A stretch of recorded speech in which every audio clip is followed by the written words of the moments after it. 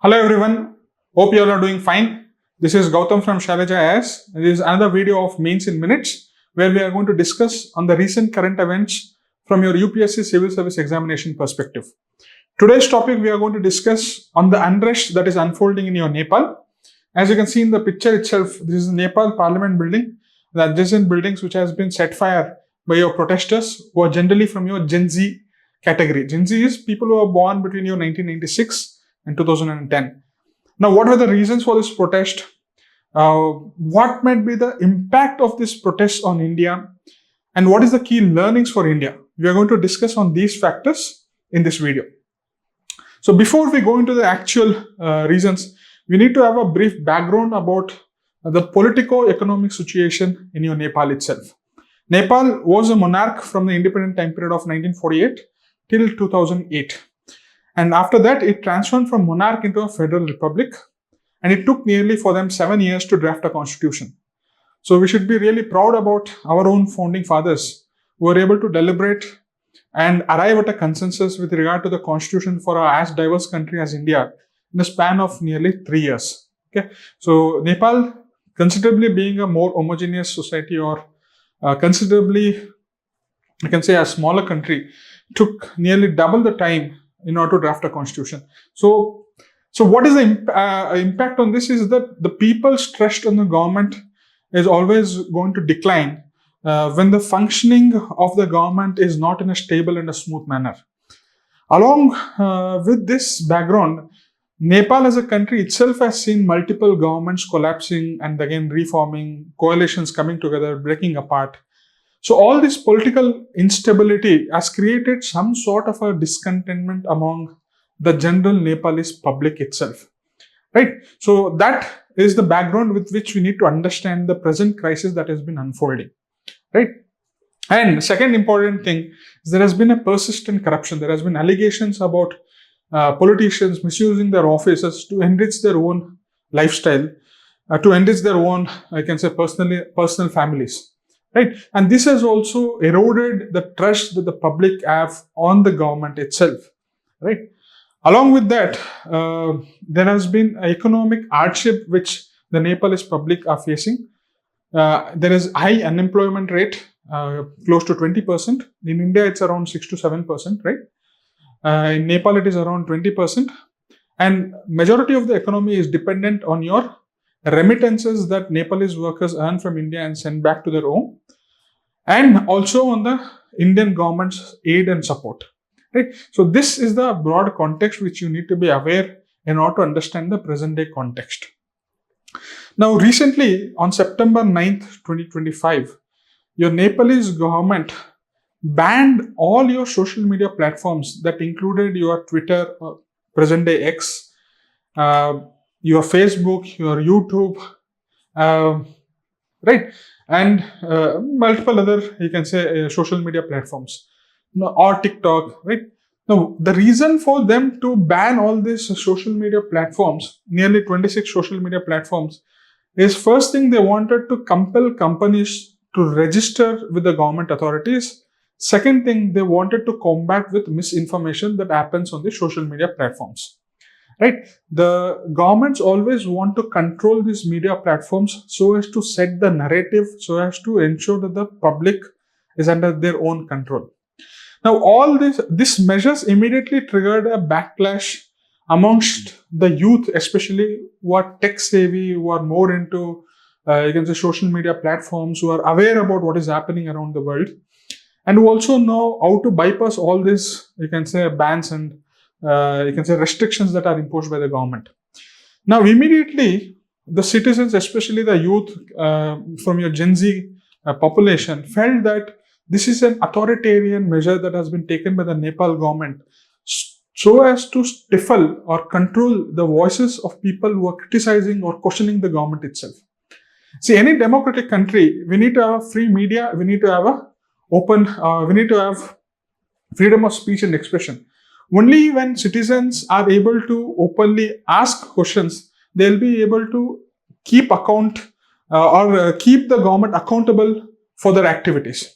Otherwise, what is going to happen is that they are going to misuse their office for their personal enrichments, right? So, What started as a protest against the social media ban quickly evolved into a national movement that talked about a larger issues about corruption in the government, that talked about you can say systemic reforms, that talked about nepotism. A viral, you can say, online trend called as Nepo Kids started to trend in Nepal. Now, what was this Nepo Kids trend? It was largely trying to show the contrast between the politicians' sons and daughters having a lavish lifestyle versus a common Nepali citizen who is facing economic hardships. Right? So, this Nepo Kids trends or the systemic corruption, democratic accountability became the key points of this protest. What initially the spark was what? The restrictions on your social media platform, but it enlarged itself to ask for a broader democratic reforms to bring in accountability, to cleanse the corrupt system itself. Okay.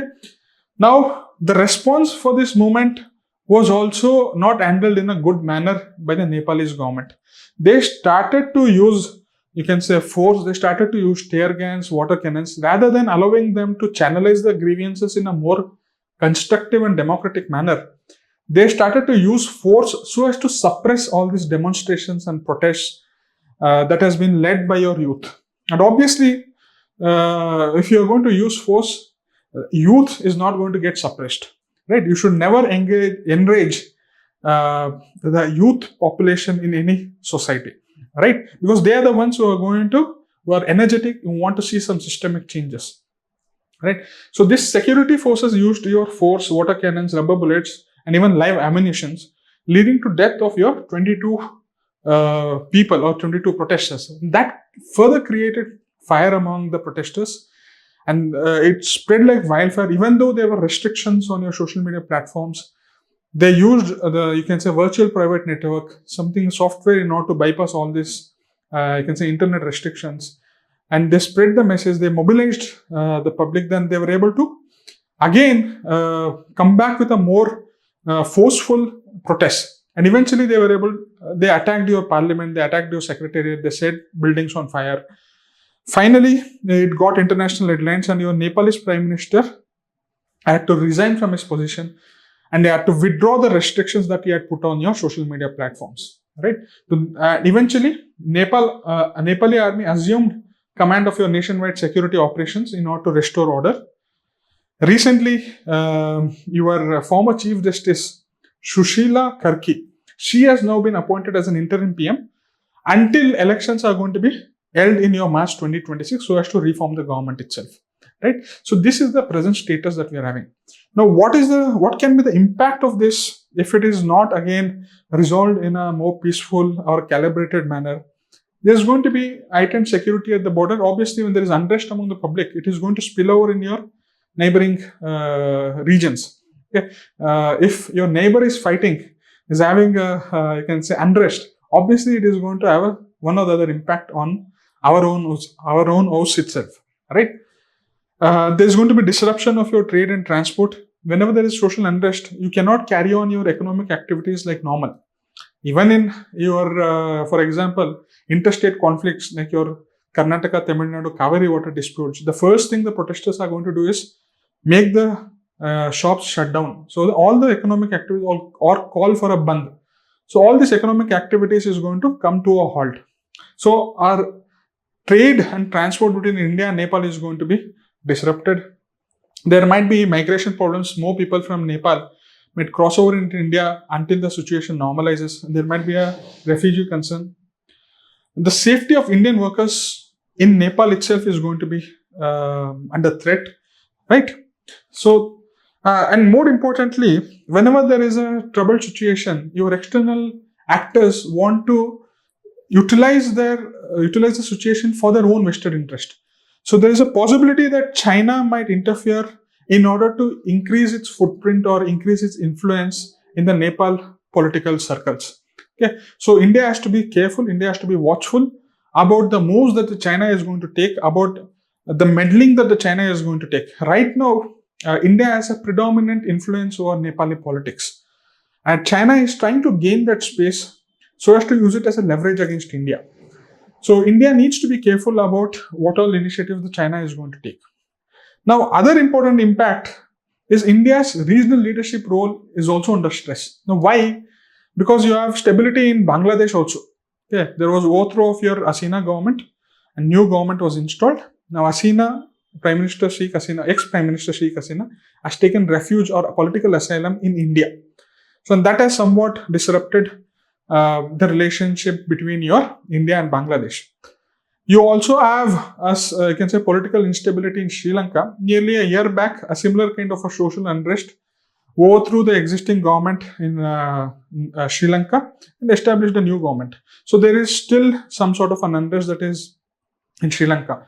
So India's regional leadership is also under strain because of political instability in three of its neighbors. And obviously you have your Pakistan, who is always under turmoil, who is always trying to somehow poke India. You also have Afghanistan, where there is a rule of Taliban. It's again going to create some sort of a problem. So you are living in a more politically unstable environment, and only our country is having some sort of a stable leadership and stable political authority. Okay, so our regional leadership role is only coming under question because of all these incidents, right? Now, what are the key lessons for India? First and foremost thing is to know that the power of digital youth or the power of present day youth. The present day youth are interconnected with the world. They are very well aware about what is happening around the world. They are very well aware about what is happening in Israel and Palestine, what is happening in America, what is happening in Russia. So you cannot fool the present day digital youth. First thing. Second thing, they are aspirational. So they know that they have the potential to make the society better, to enrich their lives. And if that aspirations are not going to be fulfilled, the government is going to come under the pressure and they're going to ask questions to the government itself, right? So governments also have to be on their toe if they want to retain their position and have to fulfill the aspirations of the digital youth. Third thing, all these restrictions that are being put in place to control your social media or your digital space, it's going to be futile, primarily because these youths are also aware of how to bypass this, because technology is advanced to a such extent. Even if they impose all these restrictions, for example, even porn sites are banned in India, but that doesn't stop people from watching porn in India, right? So similarly, what sort of restrictions you bring in, they always have a tool or a way to bypass these restrictions. So that is the power of your digital youth. Second thing, government has to be acutely aware that any sort of censorship, any sort of restrictions on your freedom of speech and expression is going to backfire. That is what we have witnessed in your Nepal. Okay. Third, we need to be, government has to be sensitive about the need to cleanse the system, about the need to have a more well-functioning system that is not corrupt. Now, what we saw with your overthrowing of your UPA government in 2014, primary reason was what? That the government was corrupt enough, that the government was corrupt. Because there was a lot of scandals that unraveled during the UPA-2 regime. UPA-2 regime was your United Progress Alliance, which was led by your Congress government from 2009 to 2014. There was 2G scam, there was coal scam, there was Commonwealth Games scam, there was Adarsh housing scam. There were multiple scams that were unraveled during that period. People got fed up with it. They felt that we wanted a new government, and therein came our honorable, energetic Prime Minister Narendra Modi ji, who said that he is going to cleanse the system and is going to make the system corruption free. So that is also an acute learning over here. Okay? If the system is corrupt, if people feel that politicians' sons or Nepo kids are living a lavish lifestyle, then they are going to be unrest among the public, which is eventually going to lead to overthrowing of the government itself. Right? Economic vulnerability. We always the firewood or the base of any political stability is your economic stability. If your economic stability is not addressed, if there is high unemployment, if there is skill mismatch that is existing in the economy, if there is no growth opportunities, it is going to create unrest among the public, which eventually is going to translate into political unrest. The same thing witnessed in Sri Lanka. Any country you take, political unrest as it's, you can say, a core factors with regard to your economic unrest or curtailing of your freedom of speech and expression. These two are the primary factors: the freedom and you can roti, makan, right, and rozgar. Right? These economy and your freedom needs to be balanced if the politics has to be a stable thing. Also, lessons for India is India has to be proactive and India needs to recalibrate its foreign policy in the changed environment of your region where there is political instability amongst 3 or 4 of your neighbors. Right? So that is all on this topic. Hope you have got a good sense about it. Primarily, this video was intended to learn its impact on India and the lessons on India. Right? Now you can see a following question. It can be even asked in your internal security or in your GS2 paper of international relations. The recent events in Nepal highlight the transformative potential of social media in mobilizing large-scale protests, particularly among the youth. Discuss how this trend poses challenges to internal security management in India. More or less, they're asking about social media challenges to internal security, right? So I think this is a specific line in the syllabus of GS3 itself. You can write this answer, note down this question, you can write and send it to me on this email ID, or you can WhatsApp to me on this number. All the very best. Thank you.